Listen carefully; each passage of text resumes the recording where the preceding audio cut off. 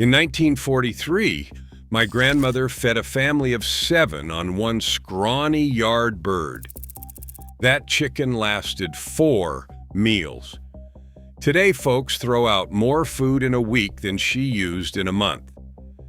If you are cooking for one now, and the house has grown quieter than it used to be, these old poor man's chicken dinners are exactly what you need. They are cheap. They are simple. They can stretch a single thigh into 2 suppers. Number 14 was served in White House kitchens during the Depression. Number 3 was the first meal Julia Child ever cooked for her husband. So grab a cup of coffee and pull up a chair.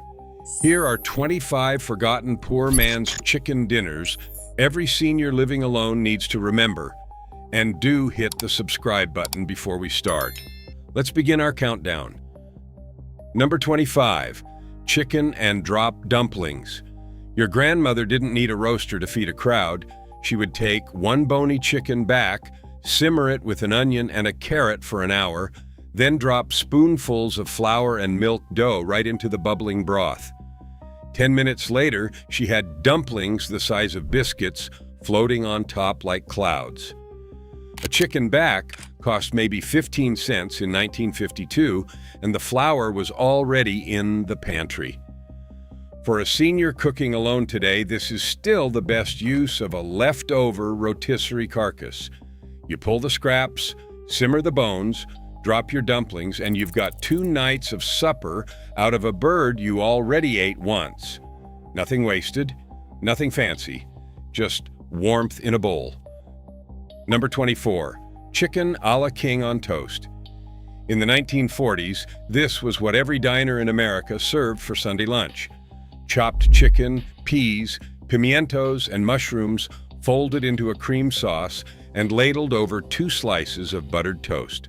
That was it. Your mother could make it from Sunday's leftover roast chicken, a handful of frozen peas, and a jar of pimientos that cost 9 cents at the A&P. The beauty is it stretches almost nothing into something that feels like you're eating at a hotel. Seniors living alone, listen up. This is a perfect single-serving supper.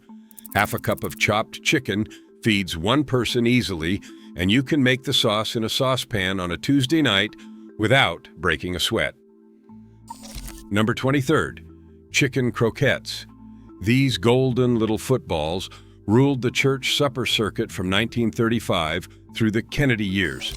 Finely chopped leftover chicken mixed with thick white sauce, chilled until firm, rolled in cracker crumbs, and fried in a skillet until the outside cracked like glass. Depression-era housewives learned croquettes in home economics class, where teachers called them the respectable way to serve leftovers. A cup of chopped chicken made 6 croquettes, enough for 2 meals with a side of creamed peas. The trick is chilling the mixture for at least 2 hours so it holds its shape. If you have a half cup of leftover chicken tonight, you have croquettes tomorrow. Serve them with a little lemon, and suddenly dinner for one feels like something special again. Number 22, city chicken. Here's the kicker. City chicken has no chicken in it at all. During the Depression, pork and veal were cheaper than chicken in Detroit, Cleveland, and Pittsburgh, so Polish and Italian immigrant cooks cubed pork shoulder, threaded it on wooden skewers, breaded it, and fried it to look like a drumstick. They called it city chicken because city folks could not raise backyard hens the way country families could. A pound of pork shoulder cost 23 cents in 1938, cheaper than a whole bird. Seniors from Pennsylvania and Ohio still remember this one. 4 skewers feed 1 person twice, and the leftovers reheat beautifully in a low oven with a splash of chicken broth. It is a forgotten trick from a generation that refused to let a tight budget mean a sad plate. Number 21, chicken fricassee. This was the dish every farm wife made when a hen stopped laying. You would cut up the old bird, dust the pieces in seasoned flour, brown them in bacon fat, then simmer them in milk or cream for an hour and a half until the meat fell off the bone. The gravy thickened all by itself, and you ladled the whole thing over mashed potatoes or egg noodles. Julia Child put fricassee in her first cookbook because she said it was the dish that separated good cooks from lazy ones. For one person today, 2 chicken thighs make a perfect fricassee in 45 minutes. The cream sauce keeps in the icebox for 3 days and actually tastes better on the second night. Number 20, chicken and rice casserole. Every American kitchen in 1962 had the same recipe taped to the inside of a cabinet door. 1 can of cream of mushroom soup, 1 cup of raw rice, 1.5 cups of water, and 4 chicken pieces laid on top. Put it into a casserole dish, into a 350-degree oven, and 90 minutes later you had supper. Campbell sold more soup in the 60s off the back of this single recipe than from any advertising campaign they ever ran. The genius is you do not even brown the chicken first. The rice absorbs all the fat from the skin as it cooks. For a senior living alone, you can have the recipe in a small baking dish and get 2 suppers out of it with 0 dishes to scrub. Number 19, chicken pot pie with biscuit top. Your grandmother did not mess with pastry crust on a weeknight. She would make the filling in a cast iron skillet with chopped chicken, carrots, peas, and onions all bound up in gravy. Then she dropped rounds of baking powder biscuits on top and slid the whole skillet into the oven until the biscuits puffed and turned golden. 25 minutes, 1 pan, no rolling pin. During the 1950s, this was called a quick pie because it cut the work of traditional pot pie in half. It is the ideal meal for one. A small cast iron skillet serves 2 generous portions, and reheating the second half in the oven the next night makes the biscuits taste even better than the first time around. Number 18, chicken and noodles over mashed potatoes. Pennsylvania Dutch country taught America this double-starch supper, and it sounds wrong until you try it. Shredded chicken in broth with wide egg noodles, ladled over a mound of buttery mashed potatoes. Amish families ate it at church suppers because it filled hungry farmers on almost no meat. 1 cup of chicken fed 10 people when you served it this way. The broth soaks into the potatoes, the noodles go silky, and somehow the whole plate tastes richer than the sum of its parts. A senior with half a potato and a 1/4 cup of leftover chicken can make this in 15 minutes. It's cheap, it's warm, and it tastes like somebody's grandmother's kitchen in 1958. Number 17, mock chicken legs. Different from city chicken, mock chicken legs were made from ground pork and ground veal, shaped around a popsicle stick to mimic a drumstick. Wartime rationing made real chicken hard to find, so butchers sold these by the dozen at Kroger and at A&P for 35 cents. You would bread them in crushed saltine crackers, brown them in a skillet, then finish them in the oven with a little chicken bouillon. My mother said she did not know chicken had bones until she was 9 years old, because all she had ever eaten was mock legs. 2 of these make a perfect supper for one, and you can freeze the rest uncooked, pulling them out whenever the week gets lean. A forgotten wartime trick that still works.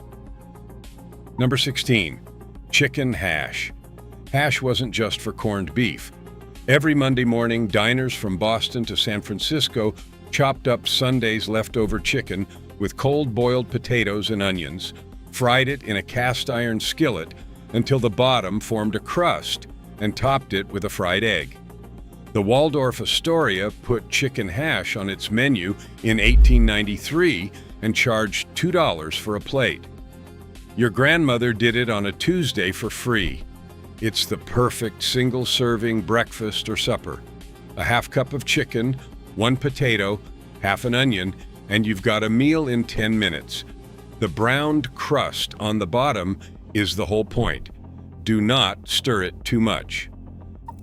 Number 15. Creamed chicken on biscuits. This was the Sunday night supper after a big Sunday afternoon dinner.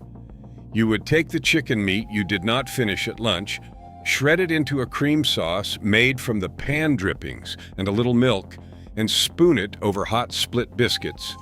Southern grandmothers called it angel food because it melted in your mouth. A cup of leftover chicken and 2 biscuits from a can make a full supper for one person in 12 minutes flat.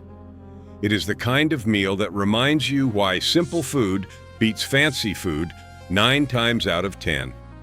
The secret is a pinch of nutmeg in the cream sauce.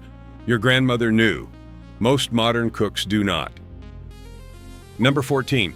Chicken loaf. Served at the White House by Eleanor Roosevelt's kitchen during the Depression, chicken loaf was meatloaf's lighter cousin. Ground chicken or finely chopped leftover chicken mixed with breadcrumbs, an egg, celery, and a little sage, then baked in a loaf pan for 40 minutes. Eleanor insisted on it once a week during the New Deal years to show Americans they could eat well on a budget.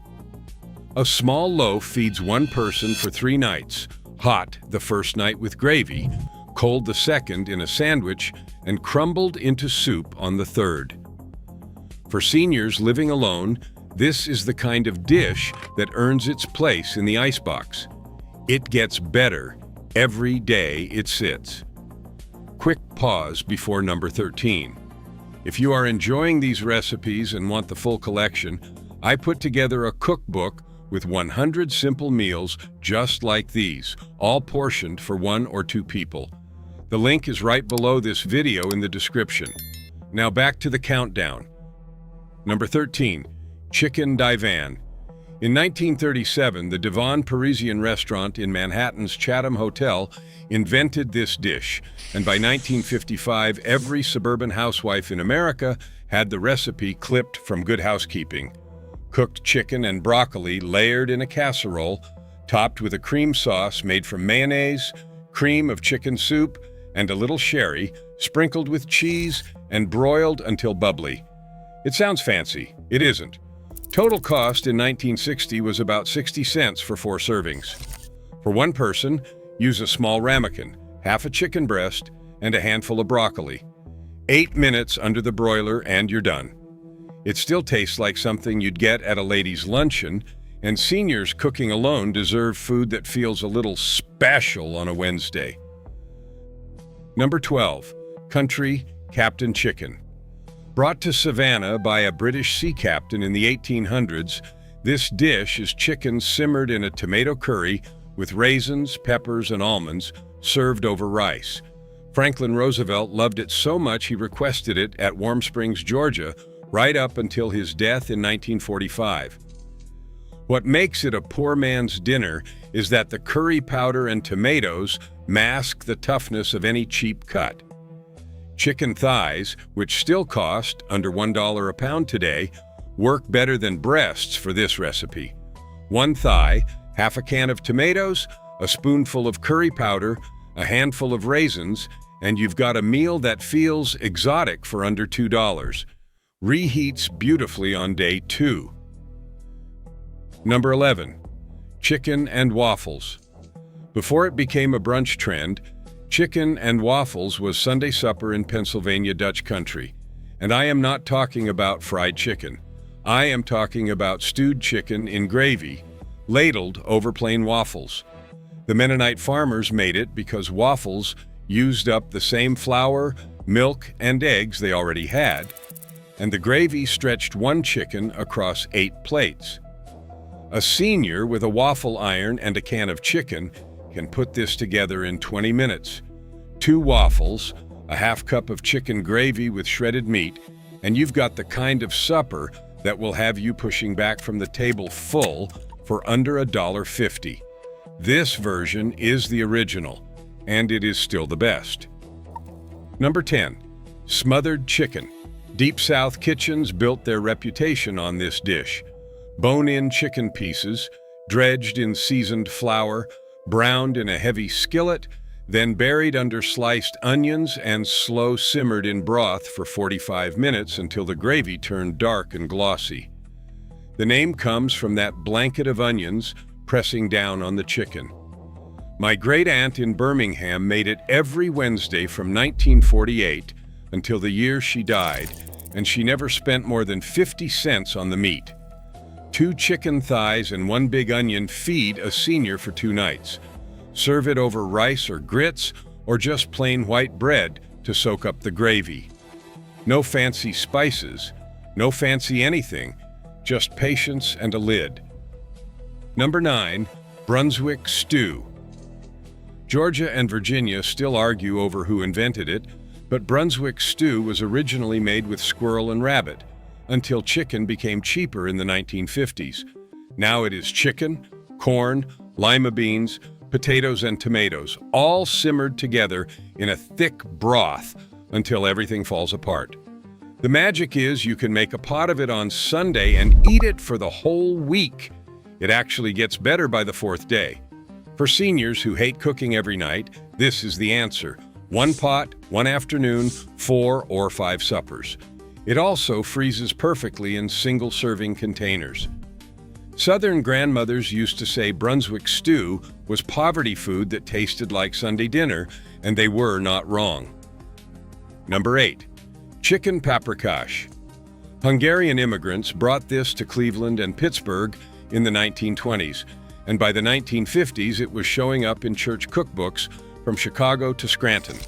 Chicken simmered in a sauce of onions, sweet paprika, and sour cream, served over egg noodles or dumplings called spätzle. The whole dish costs almost nothing to make. A tablespoon of paprika, half an onion, a dollop of sour cream, and you have turned a plain chicken thigh into something rich and red and wonderful. For 1 person, use 1 chicken leg quarter and half a cup of sour cream. 25 minutes in a covered skillet, and supper is ready. Serve it over noodles with a sprinkle of parsley. Hungarian grandmothers would approve. Number 7, chicken tetrazzini. Named after an Italian opera singer in 1908, tetrazzini is the ultimate use for leftover chicken. Chopped chicken and cooked spaghetti are tossed in a sherry cream sauce with mushrooms, poured into a casserole, topped with Parmesan, and baked until golden. Your mother made it after every holiday because it used up the turkey too. A small casserole dish feeds a senior for 3 nights. What makes it a poor man's dinner is that the sauce and noodles stretch a 1/4 pound of chicken into a full meal. The sherry is optional, but it makes a world of difference. Even a splash of dry white wine works. Cold tetrazzini the next morning is one of life's underrated pleasures. Ask anyone who grew up in the 50s. Number 6, chicken cacciatore. Italian-American households served cacciatore every Sunday in the 1950s because it used the cheapest cuts of chicken and stretched them with a pound of tomatoes and whatever vegetables the garden offered. Cacciatore means hunter's style, and it was the dish hunters' wives made when their husbands came home with tough old game birds that needed long cooking. Chicken thighs, onions, bell peppers, tomatoes, garlic, and a splash of red wine all simmered together for an hour. Served over polenta or pasta, it is the kind of meal that fills a small kitchen with the smell of someone's Italian grandmother. For 1 person, 2 thighs make a perfect batch, and the leftovers taste even better the next day.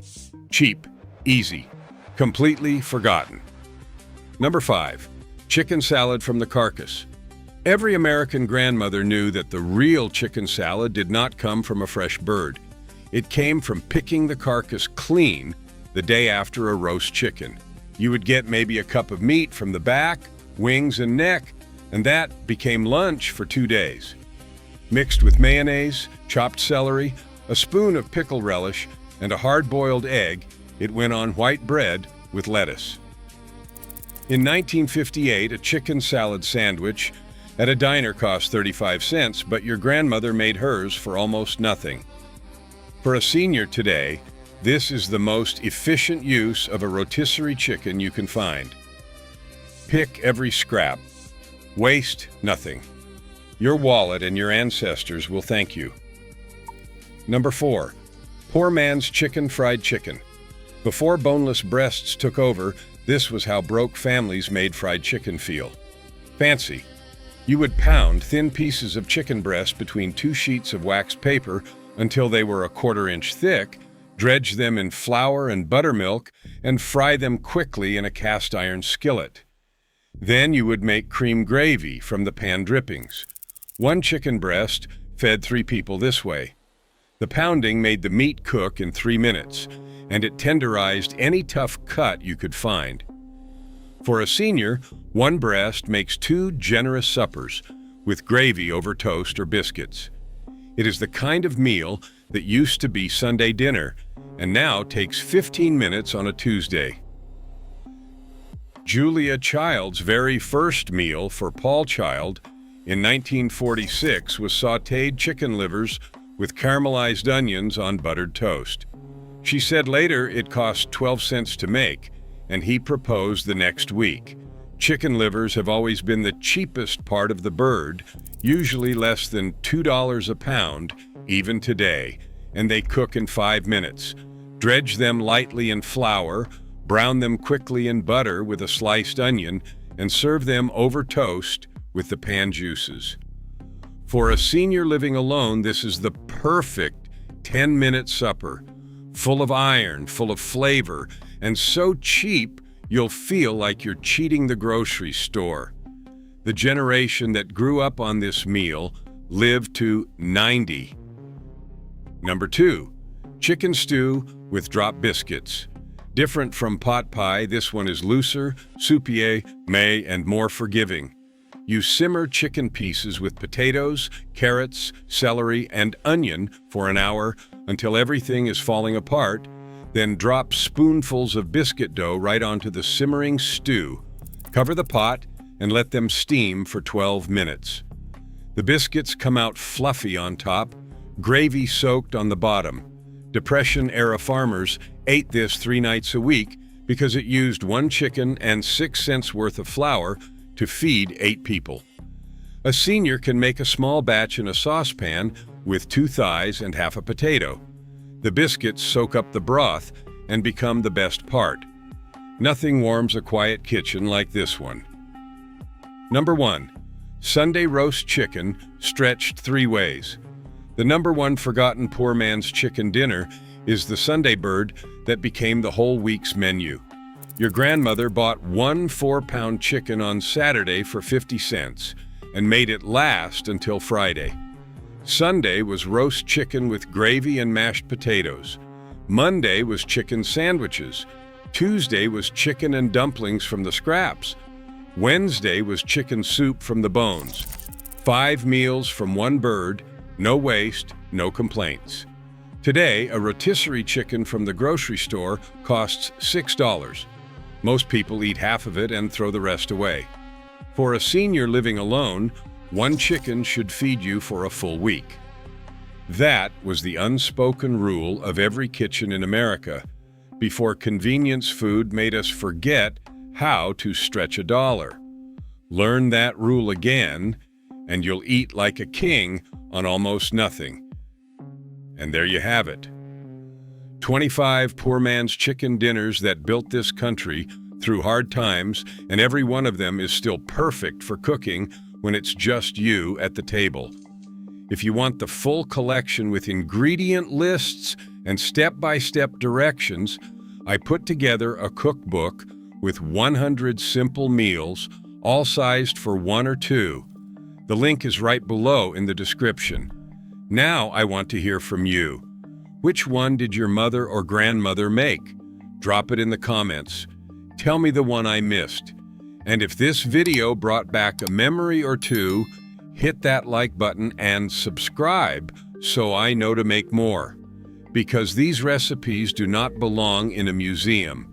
They belong back on your kitchen table.